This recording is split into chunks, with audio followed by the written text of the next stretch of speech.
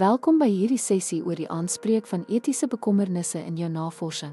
Vandag sal ons praktiese strategieë ondersoek vir die beskerming van die regte, veiligheid en waardigheid van deelnemers, veral wanneer daar met menslike deelnemers soos kinders gewerk word.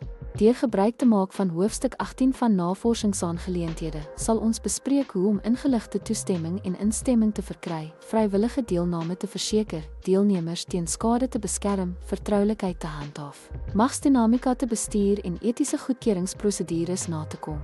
Teen die einde van hierdie sessie sal jy 'n duidelike begrip hê van hoe om hierdie beginsels dwars deur jou eie navorsing toe te pas. Berei altyd 'n duidelike, gedetailleerde ingeligte toestemmingsvorm voor vir volwasse deelnemers of voogte. Vir kinders skep kindervriendelike toestemmingsvorms met ouderdomsgepaste taal. Gee genoeg tyd vir vrae en maak seker dat deelnemers hul regte ten volle verstaan voordat hulle teken. Maak dit absoluut duidelik, beide mondeling en skriftelik, dat deelname vrywillig is. Beklemtoon dat weiering of onttrekking geen negatiewe gevolge sal hê nie. Vermy die gebruik van gesagsfigure om deelnemers direk te werf. Gebruik navorsingsinstrumente en aktiwiteite wat ouderdomsgepas en nie bedreigend is. Vermy sensitiewe of ontstellende onderwerpe tensy nodig en bied emosionele ondersteuning indien nodig. Let op enige tekens van ongemak en onderbreek of stop die aktiwiteit indien skade vermoed word. Beskerm identiteite deur skuilname of deelnemerkodes te gebruik in data-insameling en rapportering. Hou alle data veilig, soos in wagwoordbeskermde layers of geslote kabinette. Verseker dat geen identifiseerbare inligting in verslae ingesluit of met ander gedeel word nie. Skep 'n veilige en ondersteunende omgewing waar deelnemers vry voel om eerlik te wees. Kies neutrale omgewings vir onderhoude of opnames wanneer jy met leerders of werknemers werk.